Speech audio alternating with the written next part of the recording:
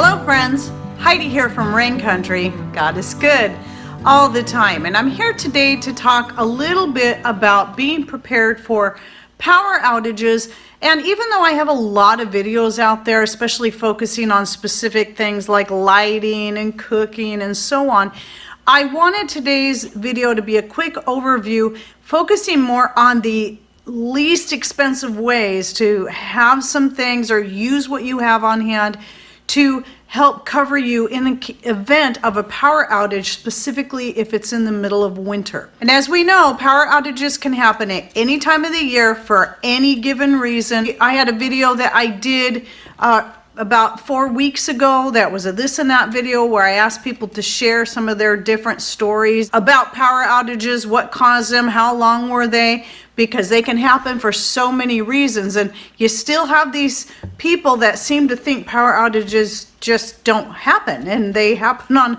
a regular basis for quite a few people. But one thing I do want to specify, I think some of the people that just think it doesn't happen are those that live in bigger cities that already have backups in place, so they may not even notice more than a hiccup when the power goes out, where a lot of your smaller, more remote towns are more likely to experience that, just like we do every year. We get several. But where I grew up in Wenatchee, I actually only remember one main power outage, and that was when I was a senior in high school. And it was some big windstorm that just swept through the valley and knocked down some power lines. So you just never know. I remember the power was out for the rest of the day. We had just sat down at our desks in our classrooms at school, and then they had to send us all home about an hour or so later because all but one classroom in that whole school did not have a window in it. So, and they didn't have any kind of backup power source. So anyway, just to say that even where I grew up, where power outages were far more rare than here, they did still happen. I at least remember the one. So having some very basics on hand are going to be very important. And most people know simple things like having candles. Even though I just had a video come out about lighting, off-grid light sources, I was talking more about my personal favorites. But candles, in your situation, if you do not have a backup heat source, or oil lanterns, like here's a tiny one right here, but there's a bigger one back here. I have tons of them. Maybe a better option, or at least make sure you have some of these on hand. And the reason for that is candles and oil lanterns and gas lanterns, though they can put off fumes, which is why I always recommend clean heat for a fuel source, because it's not as bad as using kerosene. But still, you got to consider your own health needs and if that's going to be troublesome. Typically, unscented candles are going to be the cleanest, best way for some people to go. And then you can go the more expensive oils that are very pure and clean burning, but they're quite expensive. But these are ways that if you can bring your family, let's say it's the dead of the winter, power goes out, you bring your family and pretty much live in a smaller space, even if it's picking the warmest bedroom in the house and walling everything off and using that as your living area the whole time, because that's with everybody kind of packed into one room. You've got your body heat warming the area up, and then using candles for a light source can also add heat to that room. Another option is if you have a tent that you can put up somewhere in a bigger room and maybe wall off that bigger room with with blankets or whatever you can do to wall it off to help insulate that room more. And then you can live in that room, but then you can also have the tent set up for sleeping in at night, because that's going to hold in even more heat if you're all sleeping in that tent. So you got your body heat, you got the tent holding in more, and then you've got the room that you've somewhat insulated around that as well. So these are some different options that if you already have some of these things like a tent, or if you can just buy an inexpensive tent that's just big enough for your family to sleep in, that's going to be a lot cheaper than running out and buying a generator. So obviously having a generator is great, and that can cover a whole bunch of bases. Or having a wood burning stove, that's another great prepping item. These are things that can be pretty expensive to invest in, and not everybody has that money. So if you don't already have those things in place, we're looking at far less expensive ways to even just use what you already have on hand. Blankets and tents. If you don't have a tent, then use all the blankets you have in your house to make a small area and just kind of reduce your living space in your house. And then that reminds me of another thing I meant to say is also don't forget to at least start off by blocking off all your windows as best you can, whether it be using bubble wrap, plastic wrap, garbage bags, whatever you have on hand, and even blankets. So, and if you have blinds and curtains, pull those tight as well. As much as you can do to hold in the heat is going to be very important. Now, another place that your blankets are going to come in handy is if you have a freezer, especially a chest freezer. This will work best. And this is what we do. Even though we have backup solar power and generator, we still try not to, in the winter, we can't rely much on the solar. And we try to not use the generator because it runs off of fuel.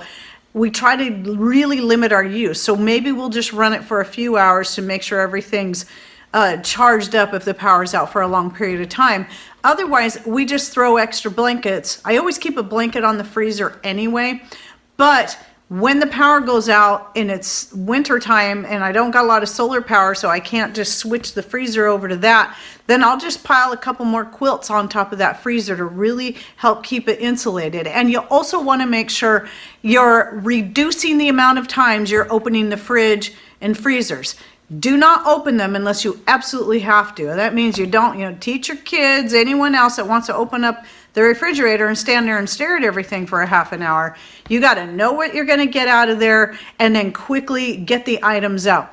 Oh, and that is another thing too. When it comes to your freezers specifically, always keep them packed. It's not just about having the food stored up in there, which is great, but you don't want all that food to go bad. So if you have any empty spaces at all in your freezer, fill it full of either plastic bottles filled with water or even a whole bunch of those ice packs. So if you're like us and you're getting Misfits Market or you're ordering stuff from the cold and frozen department through Costco.com and having the stuff delivered, you may be ending up with a whole bunch of those ice packs, those gel packs. Fill up all those spaces with those. So then what will happen is when the power goes out, when your freezer is full, for one, having a full freezer is going to help everything stay cold for a much longer time and frozen. And for the sake of the ice packs and the water bottles, you can also take those out and put them in your refrigerator if need be. If the power outage is extended and you can't keep the stuff cold enough in there, start moving all that stuff into the fridge to at least keep that stuff cold. Because it can be easier to keep a freezer cold by doing all these methods, but not as easy to keep a refrigerator as cold as you need it to be. In fact, years ago, we had a refrigerator go bad and we limped it along for a while by constantly changing out water bottles every day that I would freeze, and I would put several in. The very next day I'd switch them all out and take those out, put them in the freezer, and then put the fresh ones in, and we just kept limping that along until we could get a new refrigerator. And that worked really good. It was a pain, but it worked. Now, even though I did talk about the candles and the oil burning lanterns, I still recommend having some kind of LED light. This is my very favorite LED light that I have, and I'll link to it down below. It's around $25. The price kind of goes up $1, down $1. It changes from day to day, but I now have 6 of them. I bought a few of them last year, loved them so much that I just recently bought 2 more because they're easy to use. You don't have to worry about fumes, and you just turn it on, and it has a rechargeable battery. So that's the other thing, is making sure that anything you have to run off batteries is charged up and ready to go. And if you haven't used it in a while, go ahead and charge it again, especially if you suspect there's a power outage coming, but you never know. I mean, they all come out of the blue for any reason. So it doesn't have to just be a stormy day. And then I wanted to show you this here. I mentioned in that last video about lighting is that this, you can go to garage sales and find candles that have never been used ever, like all of these in here, some of them still wrapped in plastic, at garage sales all day long, all the time. People stock up on candles and then never use them and then turn around and sell them. And so we buy them up every time we see them. The ones that are less useful or just ugly, like pillar candles that are really stained, we'll melt those down and use them to make fire starters with sawdust. But then the rest we save for emergency purposes. And that is something like as simple as you still want to put these little candles, if they're like this, in something. So if you already have little jars like this, these make perfect candle holders for your votives. You don't have to have a bunch of fancy votive holders. I have some around here. Some I collected through the years. Some I bought them from garage sales, and they are nice. But a little jar like this is perfect. You still want to make sure you have something insulated underneath it, because if that candle burns all the way down, this is going to get very hot. And so having some kind of trivet, be it ceramic or cast iron, something that is not going to burn or melt, you're going to want to have that. You don't want to set something like that, light a candle just on your counter, especially something like this where it's wood. And of course, having a radio is going to be very helpful, because you should still be able to pick up, depending on how bad the power outage is and how far it's reaching, you should still be able to pick up some kind of radio station and keep up on what's going on out there. So you can get a cheap radio for like maybe 10 bucks. Just want to make sure you get one that runs on batteries. But this one, even though I wanted to keep this about the more frugal things, I still want to bring this up because I did a video just on this where I went into more detail. But this is specifically for emergencies. It has a rechargeable batteries in there, obviously, because they're charged by either the crank handle or they're charged by this little solar power back here. Or you also have just your regular batteries that you change out. I believe they are AA's, but I'll link to that video if you want to learn more about this. And I'll also link to this in the description box down below. This was $50 when I bought it. It was $50 last time I looked. The price hadn't gone up. I can say that now, and it could jump up between now and the time this video publishes. I never know. I just know this is a good radio. I'm really happy with it, but you don't have to spend that kind of money if you don't have it. Just look at having something where you can keep up on what's going on out there that can run off of battery power. And then also making sure you have plenty of flashlights, batteries. These are just the standard things that most people should have anyway, but some people don't think to keep a stash of batteries, whether they be the rechargeable kind or the kind that you throw away. And also making sure that you're keeping your batteries on different things charged up, including your phone. Don't let your phone go all the way down. It's not going to hurt it to keep it charged up at all times. I always do that just because you never know. Anything you're going to need for communication sources, it is important to make sure you have some way that you can reach other people, especially if you have an emergency in your home. Now let me talk real quick about cook sources, going the cheapest you can. Now if you want a more detailed video, I also have one on that where I talk about all types of cook sources, including more expensive ones if you want to invest in that, and you can. But let's talk more simple and inexpensive. If you already have a barbecuer, there you go. That can be a cook source, that can be a heating water source. It can work for all of that, as long as you have the fuel to do it, or the coal, even if you got to use coal to do that. A lot of people already have some kind of barbecuer, and you can fall back on that. And then there's also things like camp stoves. Camp stoves can often also be found in perfect working condition. Maybe they're not beautiful, like we found one for $1 one time, a double burner camp stove for $1 at a garage sale. Works totally fine. It wasn't real pretty, needed some cleaning up. So again, looking at your secondhand places, I always mention Facebook Market because usually you're going to be able to see your most local places to you, and might even find someone you already know that's selling that. And of course, there's always eBay and Craigslist and some other places. But one of the things, if you have to buy something new, the cheapest thing that I know of that you can go with, and again, this is if you have to buy something that's new, is just find one of those single burners. They come in a couple of different kinds. One that I believe runs off of propane, and one I think white gas. I don't remember for sure, but either way, I'll try to link to one of those down below.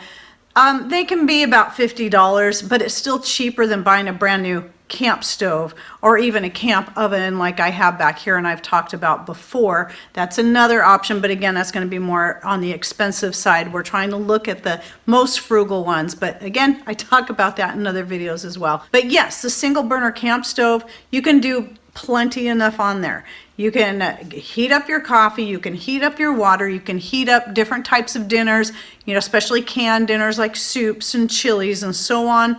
And if you get creative, you can find other ways to heat stuff. Now, I remember one time when the power went out one morning, I decided to just be creative and try heating up Pat's coffee before he went to work. Thankfully, we had coffee already made, by putting it in a pan. And then we had one of those little beer can chicken things. I think some of you know what I'm talking about. Well, that was the perfect size for me to use as a stand. And I actually put candles under that as a heat source and then put the pot to heat the coffee on top of that, and that worked pretty good. It takes a while though when you're depending on candles. So just that as an example, even if you can't afford to buy even the single burner camp stove, you might be able to be creative with things you already have on hand, as long as you have something that's totally heat proof, like the little stainless steel thing I was talking about. And then have your different candles, put those under that, and it might take a while, but it can still be a way you can heat up food if you really need to. But it's also important to make sure that you have food on hand that can be eaten straight from the jar if need be. So that's one of the reasons I like having things like home canned meat and home canned chilies and vegetables and fruits, because we can just open up a jar and eat it cold right from the jar. Is totally safe. There's nothing wrong with it. And it's good. It might not be the same as having it all heated up, but it will still do in a pinch if you're hungry and you don't have a way to cook food or prepare food. So making sure you have a good supply of canned foods on hand is also super important. So even if you can't heat it up, at least you can still eat it straight from the can. And then of course, water. Because when the power goes out, sometimes for some people that's going to affect their ability to have water. Because if it's something like a blizzard, a winter storm, maybe it caused the power to go out for one reason, and for a different reason, it caused you to not have any water coming in, such as frozen pipes. So you want to make sure you have some kind of water stored up. And a lot of people, when they know something's coming, you know, and this is very smart, is to plug up the tub and fill the tub full of water immediately, and don't hesitate, even if you don't have anything to line the tub with, which is a good idea to always keep your tub clean just in case. But even if it's not super clean, you can still boil that water. You can still use that water for flushing and so many other things. You'd be much better having water that's not super clean than not having any water at all, because even water that you're concerned about, maybe you can always boil it if you got a heat source. If you don't, you can do things like put a couple of drops of iodine in there. That should help kill anything that could cause any harm. So iodine's another good thing to have on hand, the Lugol's iodine. And so we do have some of that. Even though we don't take it as a supplement, it is a good idea to have that on hand because of its other purposes. And then of course, along with filling up that tub, you should have some sort of potable water on hand. Even though I don't recommend going out and buying those big cases of the little plastic water bottles, that's better than nothing. But what I recommend is if you can save up any of your glass jars, bottles from juice, or even plastic ones, and start filling those up with water. That's a cheap way to go about it. And if you know anyone who especially buys the cheaper wine in those big 1-gallon jugs out the store, and they're just throwing those jugs out, ask them for those and just clean them up and fill them up. Those are what we use to store our water in that we collect and filter ourselves. So we collect rainwater and we filter it. Again, another one of those things that can cost money and time to get set up. So I'm not talking deep about that, but if you want more information, I'll link to that video down below too about our own rainwater setup. But even if you're just having to rely on your city tap water, again, it's better than nothing. And just start filling bottles, jugs, and so on, so you have some sort of water on hand. But that also applies to those plastic bottles you might be storing in your freezer. Not the best for drinking, but better than nothing. So if that thaws out, you'll also have that, but I still recommend other water on top of that. You need to put up as much water as you can that you have the space for. So remember, just for consuming purposes, for each person in the house, you need a gallon per day. That's just for consuming. You'll need more than that for washing up, whether it be washing the dishes and so on and so forth. Even though we try to be frugal, most of us were looking at not using things like paper products and stuff that are just throwaway things. If you're stuck in a situation where you have no power and no water, or even just no water, then you're going to want some things on hand that you do not have to wash. Things that you can eat out of and throw away and not have to worry about because you don't have the water to wash this stuff. And you don't want your dirty dishes building up and building up and building up until the power finally comes on and maybe you're out of dishes. So having some paper plates, bowls, plastic forks and spoons, this is what we save that kind of stuff for. We do keep that kind of stuff on hand, paper towels and paper napkins, for that very specific thing. Or if we decide to go have a barbecue out at the campsite, we'll use them there too. But the main thing is to have them on hand in the case of an emergency. So those paper products can still have a place in your home. Now, as far as us, there's a couple of steps, even though we're well prepared for power outages in so many different ways, there are a couple extra steps that we will take if we suspect the power is going to go out. For instance, one of the things I do is we have a timer on our hot water heater, and even though we'll use the wood stove for heating water, especially in the event of a power outage, we don't have a propane water heater, and our water heater is electric and it's not connected in any way to either a solar or generator, nor do we have a way to do that. So when the power goes out for an extended period of time, eventually the hot water in the tank is going to run out. So we have other ways to heat water, and one of them is just using the wood stove. However, because we have a timer on our hot water heater, it comes on really early in the morning before I would get up, and so that the water can be hot for taking a shower right away. And it only runs for a couple hours and then it shuts off. And then we just make it through the day on the hot water that's in there. It forces us to also be more frugal with the hot water, and thus relying on our wood stove more in the wintertime for heating water for washing dishes and so on. And that same water can be used for washing up with in the bathroom and many other things. Still, I like to make sure, if I don't know how long the power outage is going to last, I want to make sure I get that water in the tank as hot as possible. So if I suspect we got, winds picking up and I suspect the power may go out and the hot water tank is off because of the timer, I turn it on and then just leave it on. It will still automatically shut off the next morning. And if we didn't lose power, no big deal. If we do lose power, and now I know I've got a full tank of hot water that we can really carry us through for a long period of time. So if you have a timer on your hot water heater, think about taking that extra measure if you think the power is going to go off. Again, we never know what can cause a power outage. It can be a perfectly clear day and somebody can crash into a power pole and there it goes.